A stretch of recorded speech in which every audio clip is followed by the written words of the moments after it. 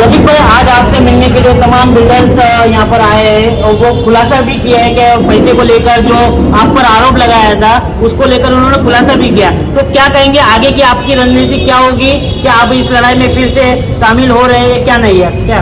ये देखिए, लड़ाई में शामिल तो मैं उसी दिन हो गया 12 रबीउल अव्वल की शाम को, जो है लगभग 300-400 लोग, माँ बहनें तमाम आई थी। तो उसी दिन मैंने आप लोगों की मौजूदगी में कह दिया था कि भाई मैं लड़ाई में शामिल हूँ और जिस तरह से सबसे आगे था वैसे फिर से मैं आगे हूँ। अब रही बात जो अफवाहें फैला करके उप मुख्यमंत्री एकनाथ शिंदे साहब, जिनका मैं फिर एक बार शुक्रिया अदा करता हूँ, जिनको जा करके झूठी शिकायतें करना या सांसद डॉक्टर श्रीकांत शिंदे, इनके पास झूठी शिकायतें करना, गलत बातें फैलाना, जो भी था। अब ये तमाम लोग हैं, आप लोग सब जानते हैं, आज इनका खुलासा आपके सामने आया है। तो अब मुझे इस मुद्दे पर ज़्यादा बात करने में कोई इंटरेस्ट है नहीं।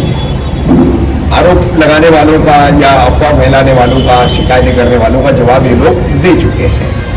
अब अहम मैं तमाम लोगों को एक जानकारी दे देता हूँ कि ये जो पूरा कोर्ट में मैटर चल रहा था जनवरी 2025 में, सुभद्रा रामचंद्र टकले रिट पिटीशन नंबर 598/25 ये फाइल हुआ। फरवरी में इसकी 9 जून में इसकी पहली सुनवाई हुई और ये उसके एक महीने पहले ही कुछ फाइल हुआ था। और फिर 12 जून को बड़ा ऑर्डर हुआ जिसमें स्पेसिफिकेशन एवी के कंपाउंड था, एवी के कंपाउंड की वो 17 और फिर उसमें मिला करके 3 बिल्डिंगें, ऐसी 20 बिल्डिंगें कार्रवाई की जद में आई। फिर उसमें आगे जो है उस ऑर्डर को बढ़ाया गया। फिर उसमें एक इंक्वायरी कमीशन आया। इंक्वायरी कमीशन के चलते किस तरीके से मुसीबतों का दौर बढ़ता चला गया, सारे हालात, सारी चीजें सामने हैं। अब आपको बता दूं कि फरवरी से लेकर के सितंबर तक ये पेन जो चल रही थी जस्टिस गिरीश कुलकर्णी और जस्टिस आरिफ डॉक्टर, जिसमें जस्टिस आरिफ डॉक्टर बाद में उस बेंच से हट गए थे, सिंगल बेंच पे चले गए थे। फिर जस्टिस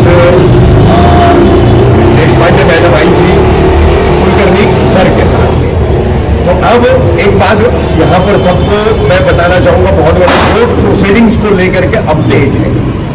कल ही ये अपडेट आया था क्योंकि हाईकोर्ट का जो काम करने का तरीका है, बेंचेस जब वो बनाई जाती है 3 महीना, 6 महीना, 7 महीना, ऐसा उसका जो एक टाइम पीरियड होता है, तो वो पूरा टाइम पीरियड जो है हो चुका था एक रीशफल का।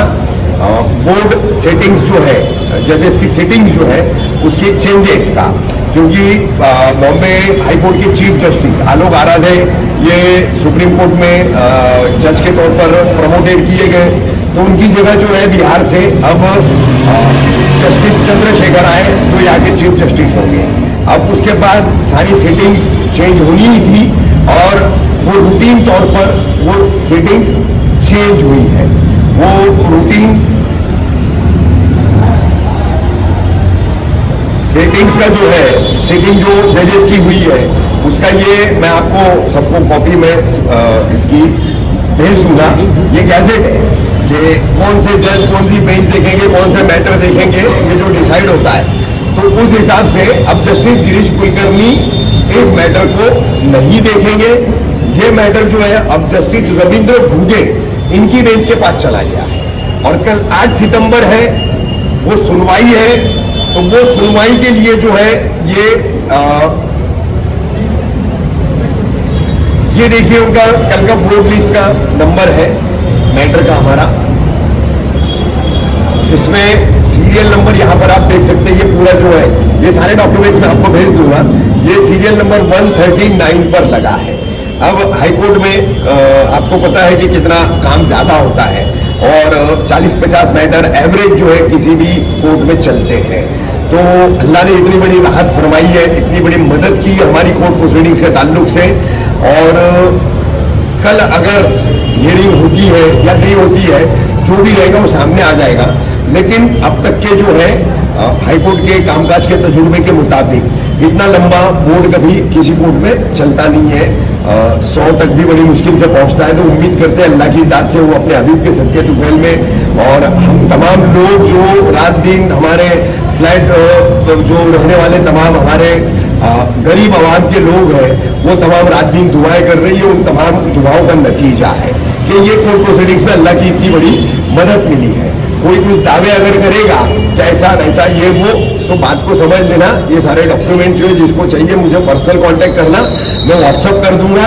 ये कोर्ट का गैजेट भी और सीरियल नंबर 139 पर जो कल जस्टिस रविंद्र गोगे सर के बाद जो मैटर लगा है उसका भी।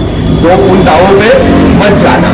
ये रूटीन एक रिशफल जो है, हाईकोर्ट की सेटिंग्स जो है वो चेंज होती रहती है, वो हुई है और उसी में अल्लाह ने बड़ी राहत अभी दिलाई है। बस दुआ कीजिए कल का दिन समझ जाए तो आगे हमारी लड़ाई और आसान हो जाएगी।